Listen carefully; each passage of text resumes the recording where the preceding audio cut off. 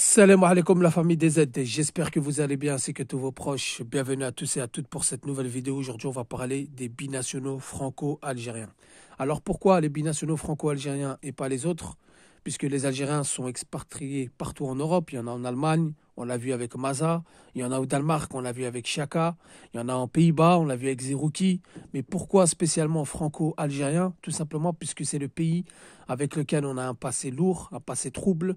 C'est le pays qui nous met des bâtons dans les roues lorsqu'on cible un binational de top niveau, même si forcément ils en veulent pas, même si forcément ils les veulent pas dans leur rang, etc., pour des raisons politiques, religieuses, communautaires.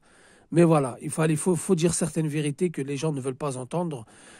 D'un côté, il faut rester mesuré dans ses propos concernant les binationaux, traîtres, harkis, etc. D'un autre côté, il faut quand même pointer du doigt l'administration française du football et même au-delà du football, c'est-à-dire la classe politique. Donc les amis, le problème des binationaux franco-algériens date depuis très très très longtemps. En même temps, on a une histoire ensemble qu'on ne peut pas nier. Donc il y a eu la colonisation. Rappelez-vous de l'équipe du FLN, lorsque 9 joueurs algériens sortent des rangs de leur club, rejoignent l'équipe d'Algérie, donc l'équipe du FLN, qui a fait un buzz énorme au niveau de la communauté internationale, de l'opinion publique internationale, qui a fait un buzz énorme et qui a fait connaître la cause algérienne sur la scène sportive mondiale. Et donc, quelque part, ils ont contribué à l'indépendance algérienne, ce qui a mis en rogne la France. Ça, c'est le premier fait. Ensuite, il y a eu des vagues d'immigration. Rappelez-vous le racisme, rappelez-vous, etc., envers les Algériens, les ratonnades. À la base, les ratonnades concernaient les Algériens. Pendant la guerre d'Algérie, il y a eu le couvre-feu, spécialement que pour les Algériens. Donc, il y a un passé qu'on ne peut pas nier et qu'il faut expliquer aux jeunes aujourd'hui qui ne comprennent pas forcément ou qui n'ont pas la tête dans l'histoire, qui sont focalisés que dans le foot et qui pensent que c'est aussi simple que ça de choisir l'Algérie, surtout quand on est un top joueur. Donc je ne vais pas m'éterniser sur la politique, les amis, mais c'est pour bien vous situer, c'est pour bien que vous compreniez. Donc il y a un passé qui a irrité la France jusqu'à maintenant, car il y a des gens issus de l'OAS, issus d'une communauté pied noir qui était pro-Algérie française et qui ne voulait pas donner les mêmes droits et les mêmes devoirs aux Algériens qui sont dans les administrations, et ça, personne ne peut le nier. Que ça soit dans l'administration sportive, que ça soit dans l'administration sociale, etc., etc.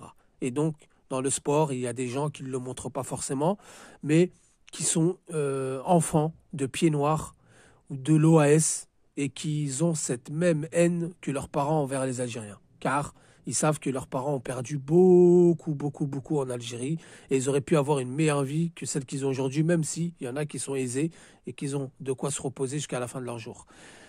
C'est une question de fierté, d'ego, etc. Ensuite, les amis, pour se resituer dans le sport, ça c'était le côté un petit peu la racine, la base même de cette pression, de cette haine, etc.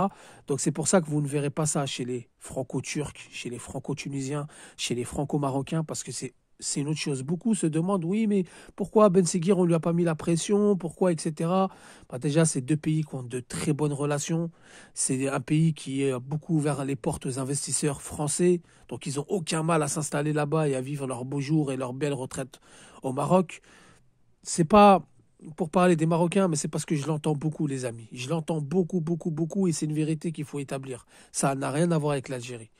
Donc maintenant, pour le côté footballistique, donc sportif, on a eu des cas, et c'est pour ça que là, je m'adresse aux binationaux comme Akliouche, comme Cherki, ne faites pas l'erreur de prendre l'équipe de France.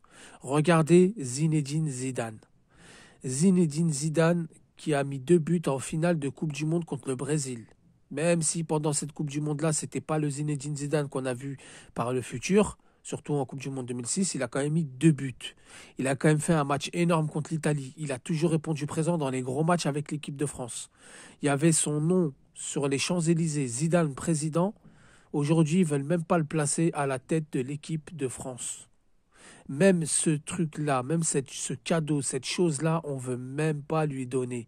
C'est-à-dire, on maintient Deschamps parce qu'on sait pertinemment que si Deschamps part, on réclamera Zinedine Zidane. Et donc, on maintient Deschamps à tout prix pour pas que Zidane prenne le poste de sélectionneur. Parce qu'il s'appelle Zinedine Zidane Yazid, il est d'origine algérienne. Qu'on le veut ou qu'on ne le veut pas, c'est la stricte vérité. Si ça serait un Platini, si ça serait un Français, un Bogossian, qui aurait eu 3 Ligues des Champions, qui serait à la même trempe que Zinedine Zidane, il y a longtemps que le poste de sélectionneur de l'équipe de France lui aurait été donné. C'est une vérité qu'on ne peut pas nier. Même ça, l'après-carrière, ils sont même pas capables d'être reconnaissants et de lui donner. Pourtant, Zidane n'a jamais parlé de religion, n'a jamais insisté sur son pays d'origine. C'est-à-dire qu'au niveau de la communication, c'était pas Karim Benzema. Il n'a jamais dit oui, la France c'est pour le côté sportif. Il a toujours fait comprendre qu'il aimait les deux pays, qu'il était français avant tout, etc. Il a très bien soigné sa communication pour éviter le maximum de polémiques et malgré ça, on ne lui donne même pas les clés de l'équipe de France. Je le rappelle qu'il est marié avec une Italienne ou une Française qui a des enfants qui ont des prénoms français et même ça, il n'arrive même pas à être reconnaissant et à lui donner.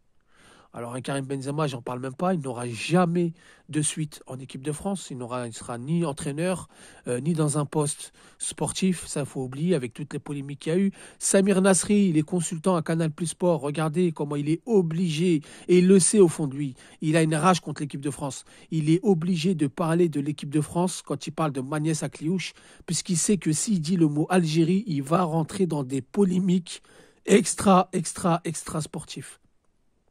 Donc faites très attention les amis, il y a cette haine, il y a cette pression en France contre l'Algérie, contre les Algériens.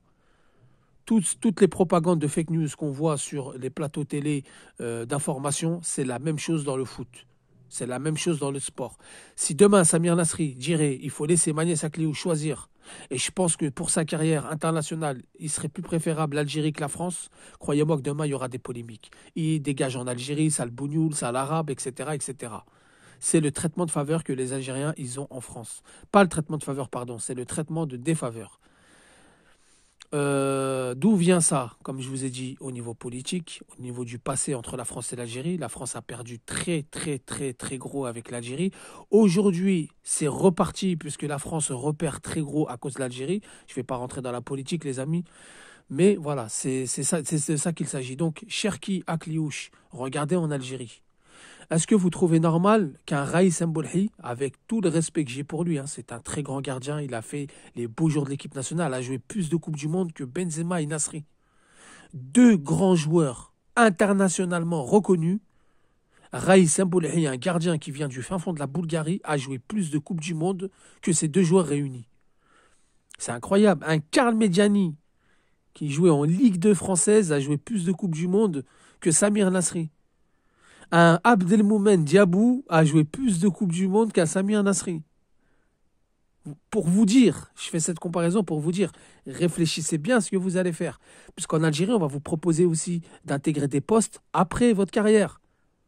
Regardez Karim Ziani, jusqu'à aujourd'hui, il est respecté en Algérie. Jusqu'à aujourd'hui, la plupart des supporters le réclament pour prendre une équipe des jeunes. Et pourquoi pas finir futur sélectionneur de l'équipe A. Belmadi, malgré ce qui lui est arrivé, etc., il a quand même eu la chance d'avoir l'équipe nationale A et de gagner une CAN. Rendre fier ses parents, se rendre fier lui-même, rendre fier les supporters algériens, tout un peuple, accueilli en héros après avoir gagné la CAN 2019. Vous, qu'est-ce que vous allez gagner en équipe de France? Moi, j'ai rien. Moi, je suis pas dans le ouais, la France, nanani. Moi, je me plains pas. Moi, je suis pas quelqu'un qui se plaint. Je suis pas quelqu'un qui est là, ouais, la France doit rembourser, la France ceci. Moi, voilà, je dis la vérité. Moi, demain, moi, l'Algérie, c'est mon pays. Moi, demain, je suis pas content, je pars. Demain, je suis pas content, je pars. Je finirai mes jours en Algérie. Inch'Allah, c'est le but de beaucoup d'Algériens. Mais c'est un constat qui est véridique. C'est un constat qui est alarmant. Voilà, la France ne vous propose rien du tout. D'ailleurs, je vous invite à réécouter l'interview de Sofiane Fegouli chez la Gazette du Fennec quand il disait que qu'on le veut ou qu'on ne le veut pas, la société française rejette les Algériens. Donc il a cité les Franco-Algériens, binationaux, donc à rejoindre l'équipe d'Algérie. Et regardez, aujourd'hui, ils sont heureux. Aujourd'hui, ça marche bien. Regardez Brahim Maza en Allemagne, regardez Chiaka, etc. Eux n'ont pas cette pression, ils ont rejoint directement l'Algérie. Donc, il faut rester mesuré. Il y a une pression. Les joueurs, c'est leur gagne-pain. Ils rêvent d'être footballeurs. Après, ce n'est pas de la trahison s'ils prennent l'équipe de France. Mais pour le côté sportif, il faut arrêter aussi de croire que l'argent, l'argent, l'argent. Vous ne gagnez pas d'argent en équipe de France. Vous gagnez des primes et c'est par rapport au transfert, c'est par rapport au salaire, c'est par rapport à tout ça. Mais en équipe même, vous ne gagnez pas d'argent, c'est des primes.